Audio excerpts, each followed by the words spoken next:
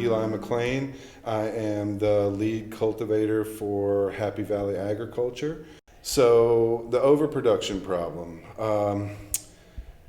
how can I put this mildly? We had a lot of people doing this in the black market before legalization started. They were sending packs everywhere. It was going all across the United States, and people were grabbing it up because it was there, it was what they had, and all those people sold, and everything went well for a while.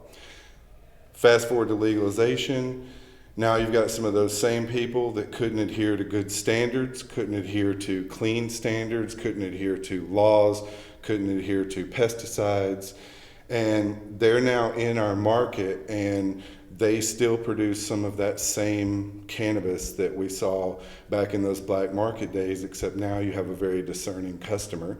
You have a dispensary where you have a lot of choices. It's not just going to the weed guy's house and saying, hey, have you got some weed?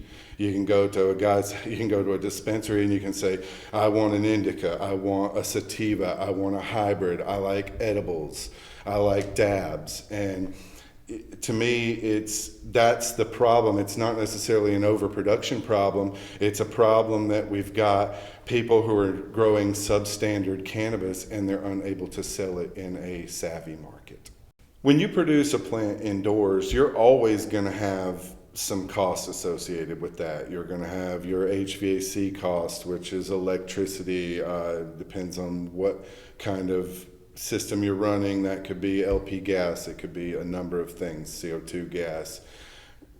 When you've got these things going, that's always going to be a cost to produce that plant. You're using electricity, you're using water, you're using all these things. We can, as growers, as indoor cultivators, we can get sort of past that a little bit by not staying with our old technology, not staying with HIDs, moving into the LEDs. When you move into an LED light, you both bring the temperature down, it costs you less for HVAC, your plants use less water, the lights themselves use less electricity. We've now gone to recapturing our water, filtering it, bringing it back in, reusing it over and over and over again. We catch water from all sources and clean it and reuse it. And I think, to me, that's more of the sustainability side of things. We're always going to use a little bit of power to grow those plants artificially indoors, but I think it's up to us to be stewards and go in a direction that is going to be good for the planet and ultimately good for all of us.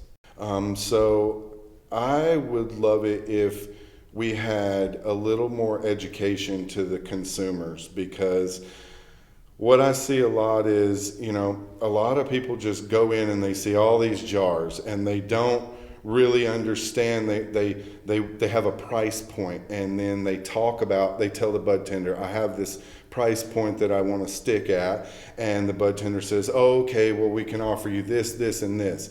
And what it comes down to is you look at these jars, and maybe a person who's not as discerning looks at these and just says, oh, weed's weed, that one smells good, I'll take that. What I would want them to know more about is what goes into that. And even some things, we've got a ton of pesticides and things that are on the approved schedule that approved schedule is long. Me personally, we run without pesticides. I don't believe in pesticides. We run clean room facilities on the indoors, the same as you would get into, like a microchip lab. We have protocols, we have SOPs that are in place for going in and out of that grow. And when you do things like that, you don't really need pesticides. And so it becomes this product that, yes, it may take us a little bit longer. It may cost just a little bit more, but I would pressure you to say the end is worth it. The product that you're consuming is a product that I'm telling you there's nothing on that product but cannabis and love. I think one of the craziest new ways I've seen to use cannabis, my wife and I were on vacation in Colorado, and they had, it looks just like an albuterol inhaler, and you inhale puffs of this vapor that have cannabis oil in it, and I've got to say it works. And I think that's pretty exciting, all of the products that people are coming up with.